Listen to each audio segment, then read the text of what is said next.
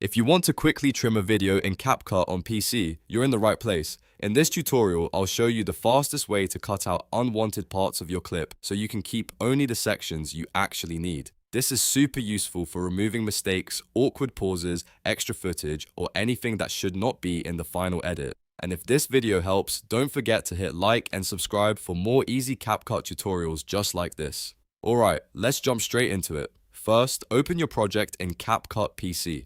Once your project is loaded, find the video you want to trim and drag it down to the timeline. The timeline is where all your editing happens, so make sure your clip is placed there before moving forward. After that, click on the video clip to select it. You'll know it's selected when it becomes active and ready for editing. Now, move the playhead to the exact position where the unwanted part begins. The playhead is the vertical line that shows your current position in the video, and placing it accurately is the key to making a clean trim.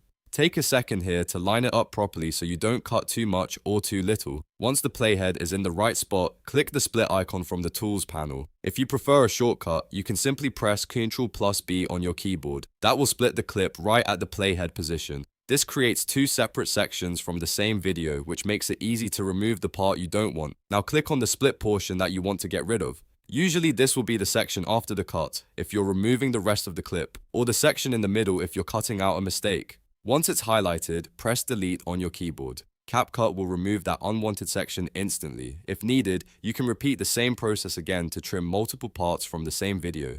Just move the playhead, split, and delete any extra sections you don't need. This simple workflow is one of the easiest ways to clean up a video in CapCut PC without complicated editing tools. It's fast, beginner-friendly, and perfect for making your videos feel more polished and professional. And that's it. You've now learned how to trim a video in CapCut using the split tool and delete method. If this helped, please like the video, subscribe to the channel, and turn on notifications so you never miss the next CapCut tutorial. Thanks for watching, and I'll see you in the next one.